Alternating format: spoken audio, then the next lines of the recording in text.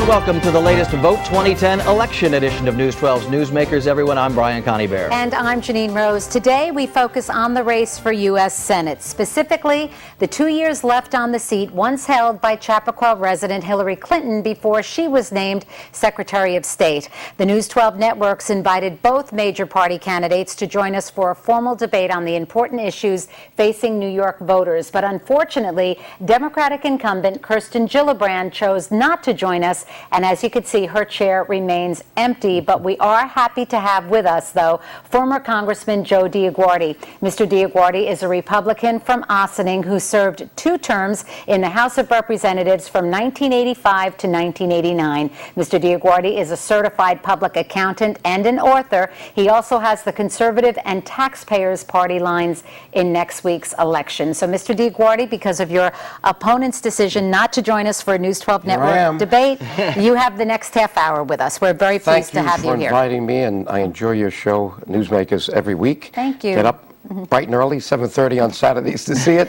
Thank you, Brian. Thank you, Janine. So tell us why people should vote for you instead of Kirsten Gillibrand next week. You know, I haven't changed the message of fiscal responsibility in 25 years. I brought it to Congress, and by the way, we're sitting in my old district here, Yonkers. Yes. Without Yonkers, I would not have gotten elected in that very tough, predominantly Democrat district called for Dick Ottinger. We're spending money we don't have. We're borrowing from countries like China that don't share our values and basically we don't trust. And this is putting the American dream in jeopardy. Why am I qualified to talk about that? My dad came through Ellis Island in 1929.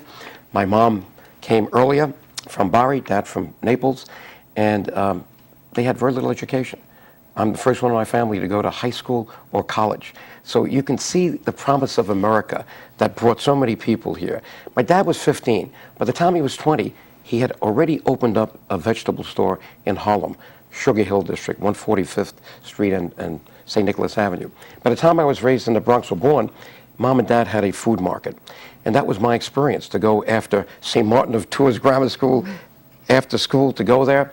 So I had this kind of European American upbringing that gave me, I think, the stamina, the energy, the enthusiasm I have for everything I've done, but especially for America. And I saw things going from bad to worse after I left Congress. I wrote a book in 1992 as my report to the American people. As a certified public accountant, believe it or not, I found out that I was the only practicing CPA ever to be elected, House or Senate.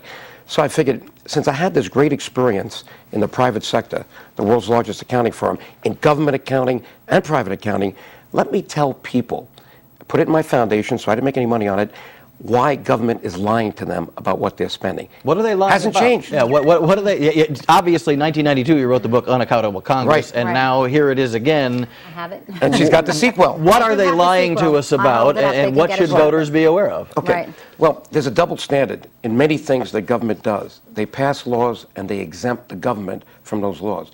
Well, one key law they passed in 1933 was for the Securities and Exchange Commission. What was that done for?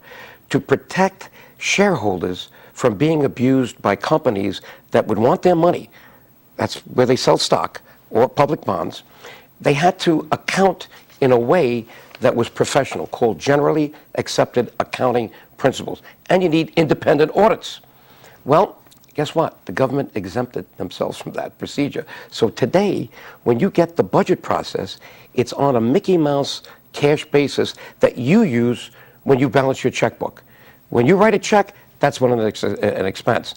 When you go for generally accepted accounting principles, it's not when you write the check, it's when you receive the bill. So government hides these bills until they get the money somehow, and then they usually get it from a place that they shouldn't have. For instance, Social Security. We raised the rate and the base to save Social Security from 1982. So we had a huge amount of money going into the trust fund, but it never made it there. It was a lie. There was no trust fund, no lockbox. They automatically took it out and used it on the general fund. You're basically saying there's no checks and balances. In your book, you say that the government does not give you a credit card statement, that if you get a credit card statement, you see what you've spent, you see what you owe, you see what your interest rate is. You're saying that government just prints money when they need it and they aren't held accountable? And they spend money willy-nilly and they don't report to the people. You don't even get at the end of the year a 1 or 2 page statement that shows you, before they collect taxes for the next year, here's the way we spent it. Today, they do put out a statement. It's 118 pages. Who's going to read it but a professional like me? So it's designed to really disguise the fact that we're spending money. Why is that? Because it's easy to get elected when you spend money and tell people, hey, look what I got for you. Look at this new program. But if you don't account for it the right way, over a period of time, it gets so large, you're not prepared for it, and that's what's going to happen now. What led us, in your opinion, into the economic crisis we're in right now? Supposedly the recession is over, but you ask regular folks, they might not agree with that. What led us there, and what would you do specifically to try to get us out of this and get us back into a period of growth and jobs? Well, it's both parties. I mean, I'm a Republican, but I have to blame Republicans, too, in the Bush administration for going into 2 wars and keeping them off the books, and for starting the stimulus and allowing the Treasury Secretary, Hank Paulson, to get a waiver on ethics so that he could not be charged.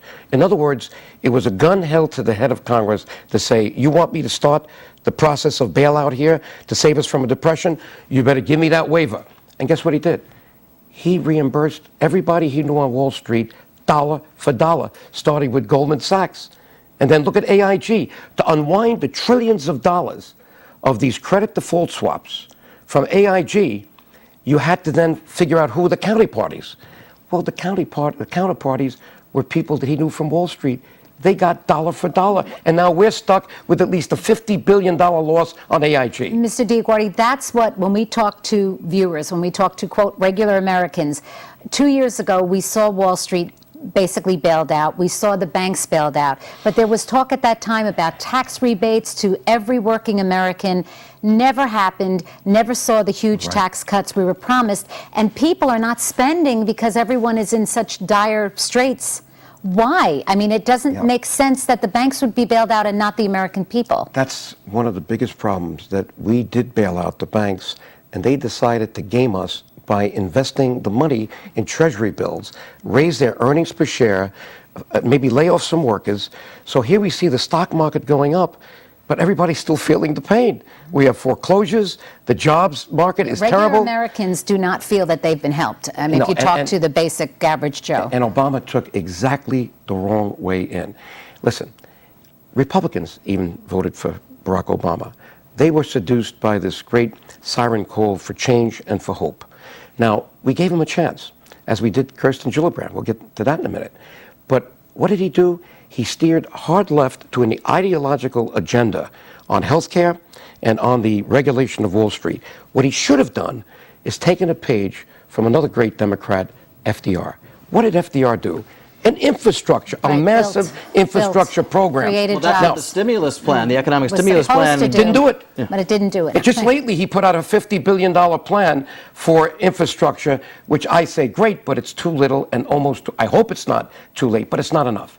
And there's a reason why people don't want to spend on infrastructure. Why?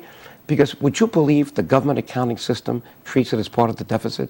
We spent $500 billion last year, including $1 billion on an aircraft carrier, and it becomes part of the deficit like it's written off. Accountants see it as an asset. It should be put on the books. Economists see it as even better. They say that if you plan infrastructure right, the economic benefit is 15 to 20%. Well, you get jobs, you get people You get shopping, immediate jobs on construction, but then you get the economic fluidity that comes from infrastructure, because then economic activity is helped for a long time. Then let me ask you about two specifics. Just this week, New Jersey Governor Chris Christie, a Republican, killed the Trans-Hudson Tunnel. I hope not. I read it again today. He's saying no, he's a good he poker wants player. the feds to He's come a good and poker bail player. him Let me out, tell right. you, he knows that if he keeps up, because there's Yes. too much invested in this already. Yes. And this is Jerry Nadler's dream from when he was an assemblyman. I helped him. In many ways, we started a New York task force for port rail industrial development to save 1,000 jobs in Red Hook, the vestigial remains of the harbor that we moved to Port Elizabeth, where the deepest part naturally is. But let's not get into that. I did a lot as a citizen, also as a congressman. But that rail is needed. That tunnel is needed. You've got trucks. Most of the goods go to Port Elizabeth, and they got to get to this side. But he doesn't want New Jersey to pay for it, so by bluffing, he's going to make the feds come in and say... I think he's the best poker player in the world. He's going to say, listen, you tell me that New Jersey's not going to get stuck with the overruns, and we'll let it go. Well, let me ask you this then. If you are elected to the U.S. Senate, would you fight for funding for a new Tappan Zee Bridge? Because that's a $16 billion question mark. Why do you think I was endorsed by the Teamsters? You go ask Eddie Doyle, and endorsed by the Construction Industry Council, because they know that I've always been someone who valued infrastructure. And it is a joke that we've been spending 15 years talking about the Tappan Zee Bridge, and we still don't know exactly what the exit strategy is to do it. And what have they been doing? Spending hundreds of millions of dollars on the roadbed. You have 160,000 cars and trucks. Now, let me give you an example. What do I find out? When I started this campaign 6 months ago, there was a bridge just like it across the Chesapeake, Lake Champlain, excuse me. Just thinking about the Chesapeake watershed, which starts there and goes down. Lake Champlain, it got so unsafe, they had to bomb it to take it down, but they did not provide a ferry for the people to go get their jobs on the other side in Vermont and some in Canada. That's the way we plan infrastructure. Guess what? There's a Richter scale in the Department of Transportation, 1 to 7. That bridge was ranked at 3.2, going down to unsafe. Guess what the Tappan Zee Bridge, I looked it up, 3.7, not much better. And yet we are still diddling and dawdling, and you need those jobs, and you need that bridge to be constructed, and hopefully when they do it, they won't do a cheap bridge. They'll do something that will bring us into the 21st and 22nd. The bridge is still working, that's for sure. Yes. Let me ask you why that chair next to you is empty. Why will Kirsten Gillibrand not sit down with you for a series? There's been 2 debates face-to-face in her defense, but why would she not come and sit down with you more often to discuss the issues? I wanted at least a half a dozen 8 debates, and luckily we had 2. She's been MIA, missing in action, and AWOL everywhere I've gone upstate on a listening and learning tour. I went to farms, vineyards, high-tech plants, low-tech plants. I have an audit trail. CPAs love it. Where is it? Twitter, Facebook, YouTube. Look what I've done in 6 months. People say, why isn't our senator doing this? So it's kind of the arrogance of power, I think. When you think that you are in good shape, don't forget, she was appointed by one person, the governor. And she gets to Washington. She's protected now by the party. She had no competition in a primary. She had a year to collect $12 million on Wall Street with Schumer, 2 years to do it. And by the way, they voted against Wall Street and shot this state in the foot, because the only industry that can balance the budget, because we've lost the blue-collar jobs, is Wall Street. So I guess she says to herself, why do I need to do it? But you see, there's an obligation you have when you're a public official. It's called transparency. She wants to talk about transparency, but it's a talking point for her. To me, it's a working model. It's a tool. And you need to present yourself. Transparency means, let me tell the people who I am, what I've done, what I stand for, and what I'm going to do. That's what I've been doing as I go around. And it's a shame the seat is empty. Why do you think, though, the Democrats did not primary her? Because she, like you say, was appointed by an unpopular governor, Governor Patterson. A lot of Democratic insiders were not happy with her appointment. They wanted Carolyn Kennedy. Sure. There was Carolyn Maloney was another, Mahoney was another person considered. And yet the Dems said, no primaries. And why do you think that happened on the inside? In politics, money talks. How did she get it to begin with instead of Caroline Kennedy? Money went from some, I'm not going to name the names, Republicans and Democrats, to the governor. One individual raised $250,000, a Republican. So the governor was persuaded she was the one. Once she got in, Schumer, he wants a puppet. He doesn't want someone to challenge him. So he immediately embraced her, helped her raise money, and made sure she wasn't challenged by anybody, because he wants. Hey, when the New York Post endorsed me, what did they say? We've got 2 senators but 1 vote.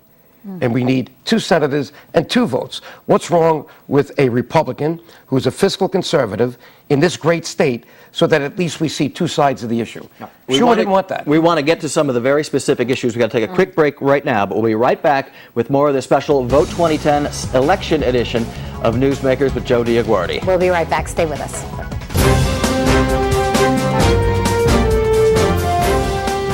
Welcome back to this special Vote 2010 edition of News 12's Newsmakers. I'm Janine Rose, along with Brian Connie-Bear. Today, we were hoping to bring you a face-to-face debate between Democratic U.S. Senator Kirsten Gillibrand and her Republican challenger, Joe DioGuardi. But Senator Gillibrand chose not to join the News 12 network for a debate, and that's why we are sitting down today with the former congressman from Ossining for this entire half hour to allow our viewers to hear his views on the major issues facing the voters. Mr. DioGuardi, again, we thank you for being with us. Thank you. Want to get to the issue of health care. The health care reform bill was passed, but again, if you talk to the American people, a lot of, almost 80% felt that the bill as passed was not the right thing for America. There's talk now of repealing that.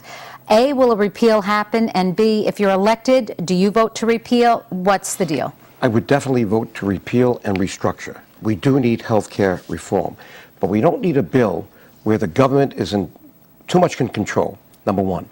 And that tends to be the way, the hallmark of the Obama administration, Kirsten Gillibrand and Chuck Schumer. They want the government to be in control.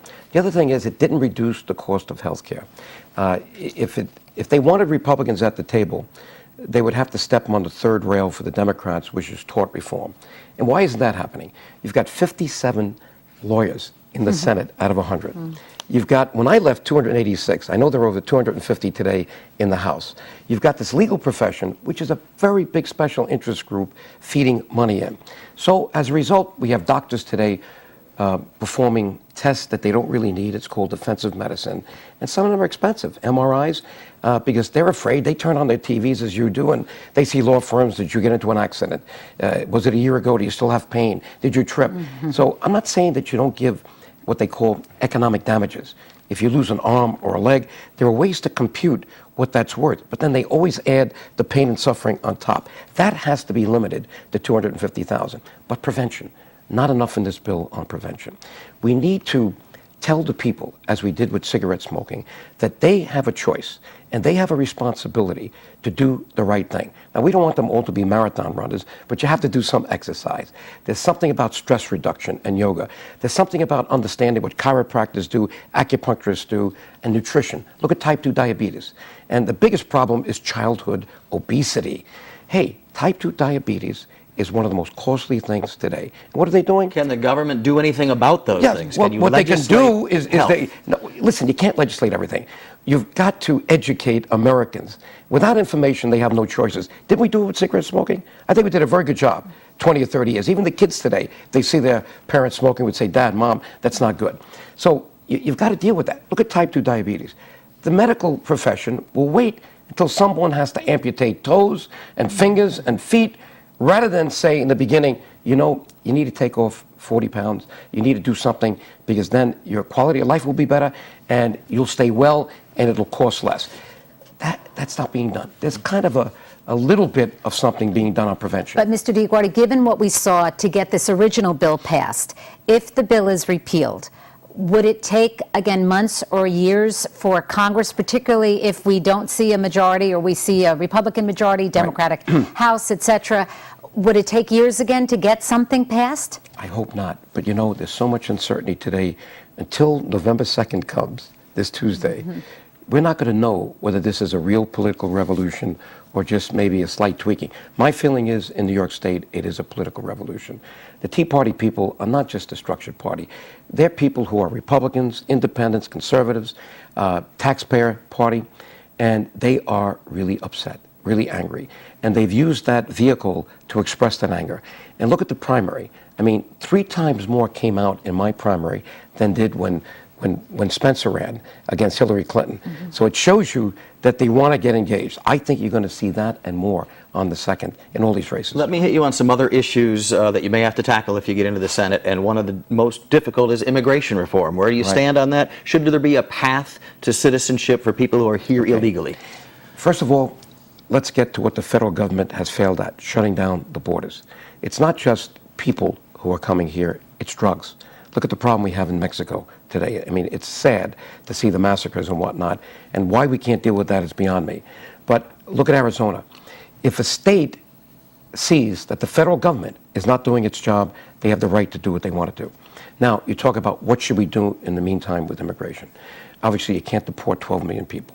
and you got to be humane about it. But if people commit horrendous crimes, they need to be, laws have to be enforced. My feeling is we need to reboot the whole immigration system. My father came here in '29, my mother earlier, as legal immigrants. The preference system is not working. So many people are online these days. And originally, the people who came from certain countries can no longer come because they can't trace immediate relatives, mothers and fathers. But the ones who can, they're even on silos that are so much online, it's not really working. You need to increase dramatically the number of legal visas. We need to refresh this country. There are jobs here that people don't want. Why not bring in people who are hungry for those jobs, and hopefully we'll bring in some PhDs as well. Would you believe two-thirds, what is it? Yeah, two-thirds of the PhDs that are educated here leave to go back. And we kind of accelerate that. Why aren't we encouraging them to stay? Chinese immigrants, Indian folks like that. I mean, these are the people who will create things, and that results in manufacturing. Look at Silicon Valley. I've used that as an example for New York. They attracted many, many PhDs there. And by the way, 1/3 of it is boarded up right now. But we have the chance to do that.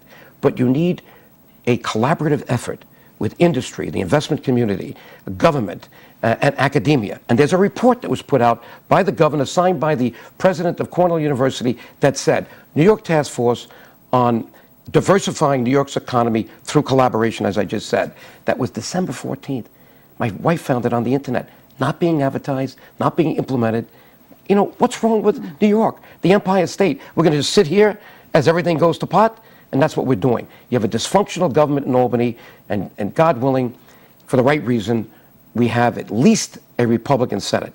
Because you can't have one party controlling everything without arrogance. Then you have corruption. You had Alan Hevesy. And look at Kirsten Gillibrand saying that he should not go to jail. Come on. This is not in trial. Fairness, you got Joe Bruno, too, so it isn't just the Democrats. He Right. Yes. He went to jail. I mean, obviously, I'm not saying it's just Republicans, but arrogance leads to corruption, and that has to be changed. And it's the same problem in Washington. One parties don't work. Couple quick issues. The pro-choice activists are saying that you are bad for women, bad for New York. Where do you stand on abortion? Nonsense. Listen, I have a very progressive Jesuit education. The Marines of the Catholic Church are the Jesuits. I have it for 8 years, Fordham Prep, Fordham University. Why do you think I'm a human rights activist? Why do you think I'm an environmentalist? I'm the one who started the Hudson River Caucus with Bob Torricelli, Long Island. That wasn't Nita Lowey. That was Joe DioGuardi, and the Hudson River and the Long Island Sound Caucus with Bruce Morrison. And what I did for the Albanian people to save them from genocide. I believe in the worth of every human being. I believe that people need to be helped to fulfill their potential as human beings. I don't care if they're same sex. I don't care what their race is, their gender, their ethnicity. That's the way I believe. So would you vote to overturn Roe v. Wade if it came to that in the Senate? First of all, let's talk about the exceptions. Why would I not allow an exception in a traumatic situation, rape, incest, or the potential death of a mother? That's a case where you have to give the benefit of the doubt to the conscience of the mother. And I've been for that. And that's been confused with funding. I'm a fiscal conservative. If they try to use money for any abortions, then I'm against it. Okay? Roe versus Wade, that is something that has to be revisited. As many of our laws in the United States have been revisited, whether they be the laws on, you know, in the 19th century for black Americans and women's rights and all, we've had laws that were no good. This one has to be revisited at some point. How about gays in the military? Don't ask, don't tell. That's been huge lately. Where do you stand on that? Right. Should gays be allowed to serve openly in the U.S. military? And I want gay people to know that I'm very comfortable in seeing them fulfill their potential in anything that they want to do. The issue there, to me, is the military feels there may be a situation with the structured military where this could be a security issue.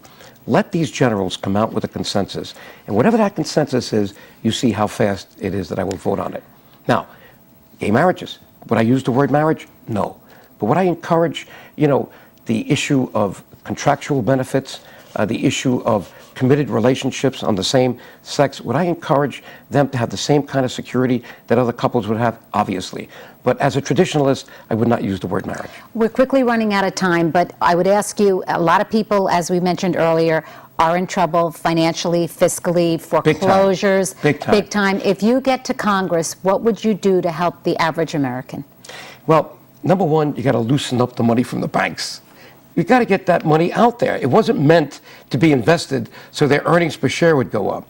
Number two, you got to change some of the accounting rules. I found out reading an article lately that the banks would not rather get involved in a short sale than foreclose. Why? Because if they have a short sale, believe it or not, they have to recognize the loss immediately.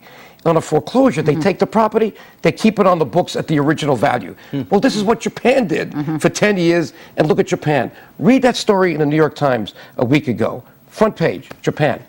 Dispirited, lack of confidence, not spending, not borrowing. This could happen to us. We got to avoid that iceberg. Real fast, very last question. Why should people vote for Joe DioGuardi and not Kirsten Gillibrand? 20 seconds. Joe DioGuardi has worked for everything he has. He knows the American dream. He was part of that American dream. He wants to pass it on, and I want to help the next generation avoid this iceberg, which is $63 trillion in debt. All right. On that note, Joe DioGuardi, we thank you for being with us. Good to have you, and we'll be watching the developments on Election Day. Thank you, Janine. Good to have you here. Thank you, sir. Thank you, sir. That's all the time we have for this edition of News 12's Newsmakers. Don't forget our special Vote 2010 election night coverage starting at 9 p.m. when the polls close. We'll see you then.